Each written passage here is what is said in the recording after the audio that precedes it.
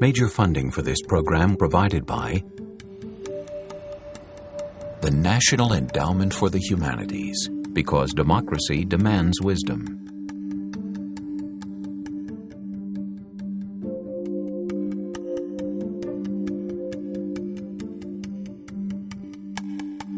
The Robert H. N. Ho Family Foundation.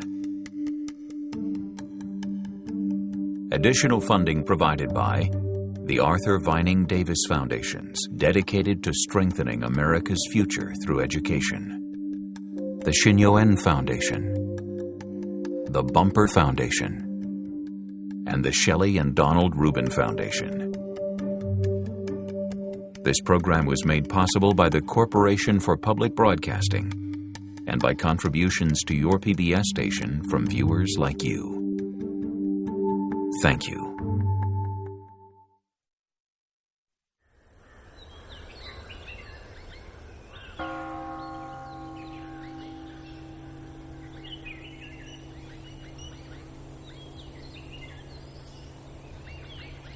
"2,500 years ago, nestled in a fertile valley along the border between India and Nepal, a child was born who was to become the Buddha. The stories say that before his birth, his mother, the queen of a small Indian kingdom, had a dream.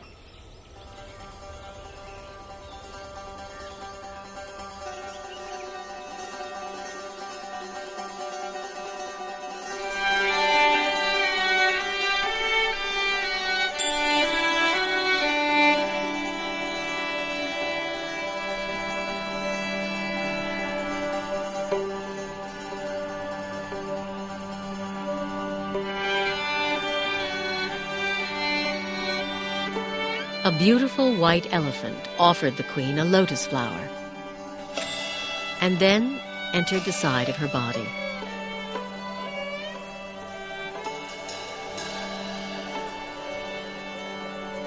When sages were asked to interpret the dream, they predicted the queen would give birth to a son, destined to become either a great ruler or a holy man.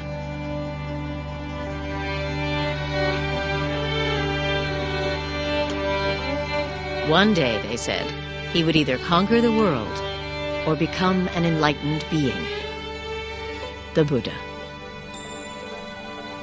People like stories. It is one of the ways we learn. The story of the Buddha's life is an archetypal journey, but it is a means to an end. It is not an end.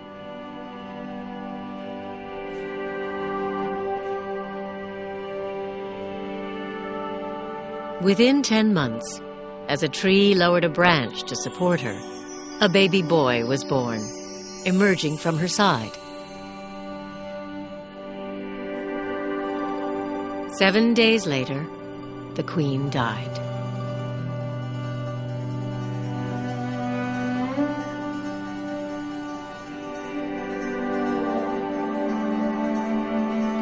The world is filled with pain and sorrow, the Buddha would one day teach. But I have found a serenity, he told his followers, that you can find too.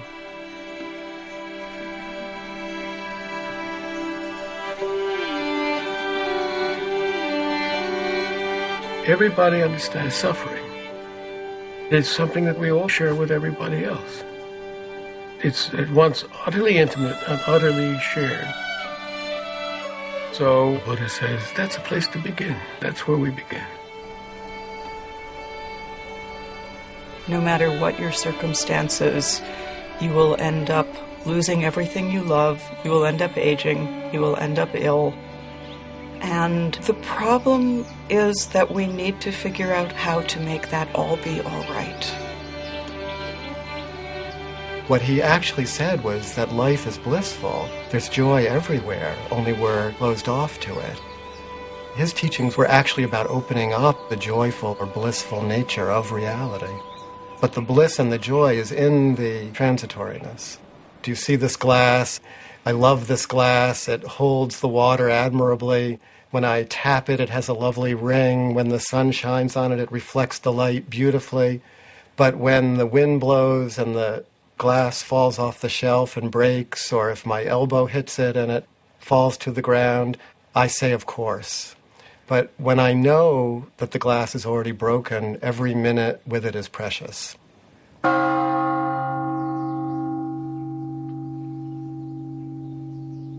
Everybody, every human being wants happiness. And Buddha, he acts like a teacher. You are your own master. Future, everything depends on your own shoulder. Buddha's responsibility is just to show the path. That's all. The Buddha can shine out from the eyes of anybody.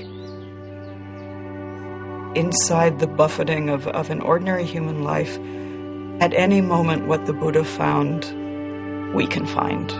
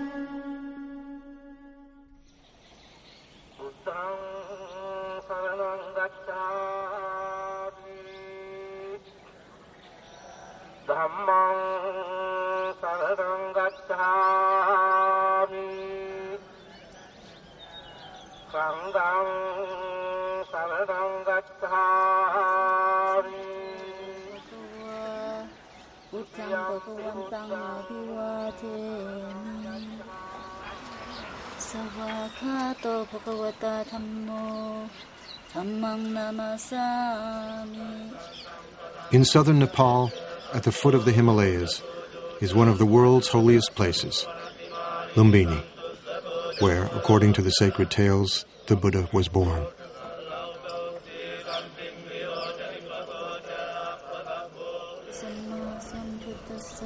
Today, Buddhist pilgrims from all over the world make their way here to be in the presence of the sage whose life story is inseparable from centuries of anecdotes and legends.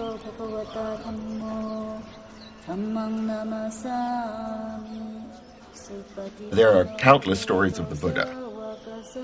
Each tradition, each culture, each time period has their own stories.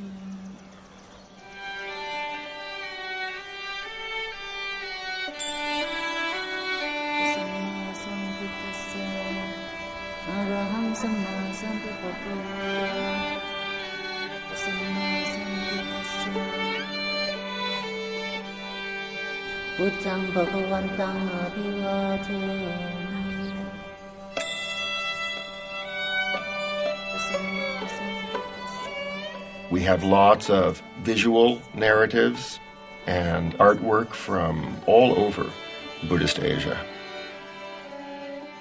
But the first written material, actually, the first biography, say, of the Buddha, really, we don't see that before about 500 years after his death. For the first few centuries, Buddhist narrative was oral.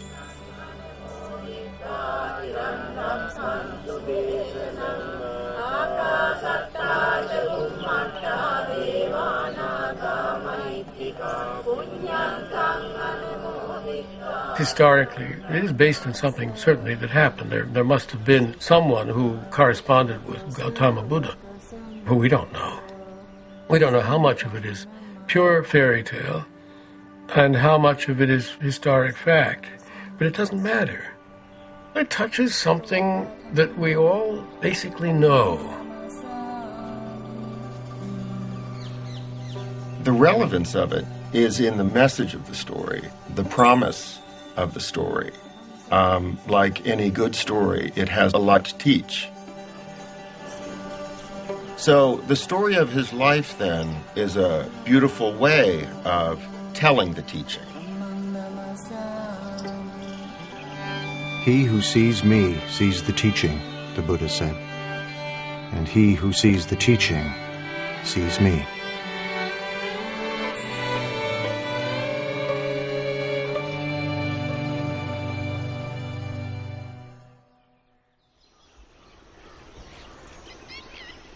Born some 500 years before the birth of Jesus, the Buddha would grow to manhood in a town vanished long ago. For nearly 3 decades, he would see nothing of the world beyond.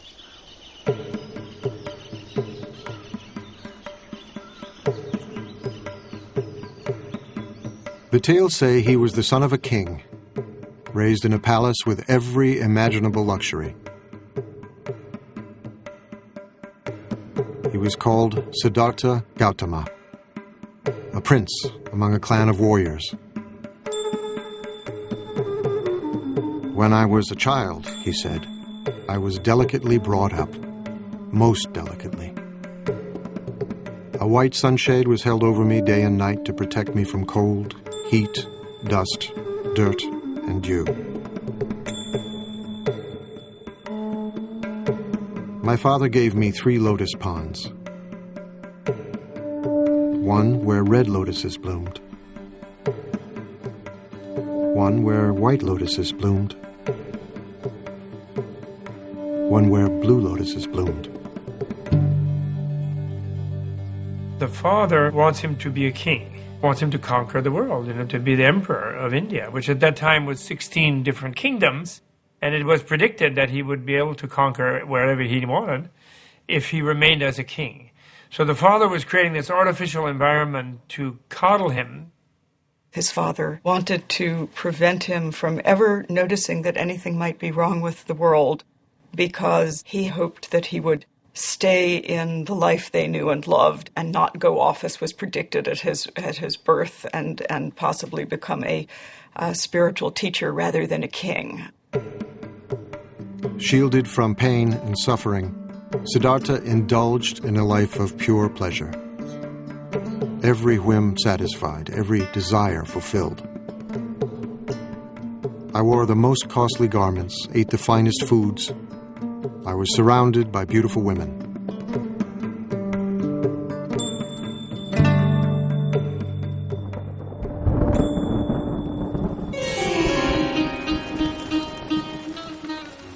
During the rainy season, I stayed in my palace, where I was entertained by musicians and dancing girls.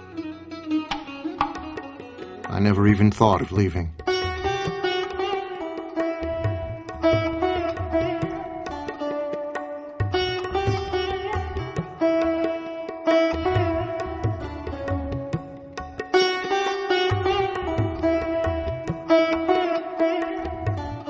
When he was 16, his father, drawing him tighter into palace life, married him to his cousin.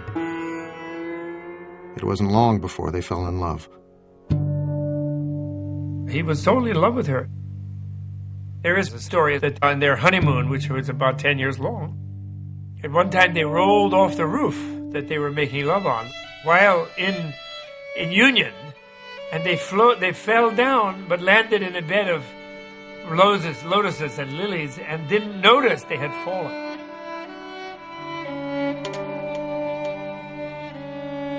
And so, the stories say, he indulged himself for 29 years, until the shimmering bubble of pleasure burst. His father does everything he can to never let him leave, never let him see the suffering that life is. But one day he goes outside and he's traveling through the kingdom, and he has the first of 4 encounters. He sees an old man, and he asks his attendant, and the attendant says, "Oh, that's change. One doesn't always stay young and perfect." Then, on the next tour outside, he sees a sick man and doesn't quite understand what it is. He asks his attendant, and the attendant says, "Oh, that happens to all of us." Everybody gets sick, and don't think you are a prince, you will not get sick. Your father will get sick, your mom will get sick, everybody will become sick. Then he sees that it isn't just the sick person, in fact it's universal, and something is stimulated inside of him, so he keeps getting the chariot driver to take him out, and he sees, horror after horror. And on his 3rd trip outside, he meets a corpse.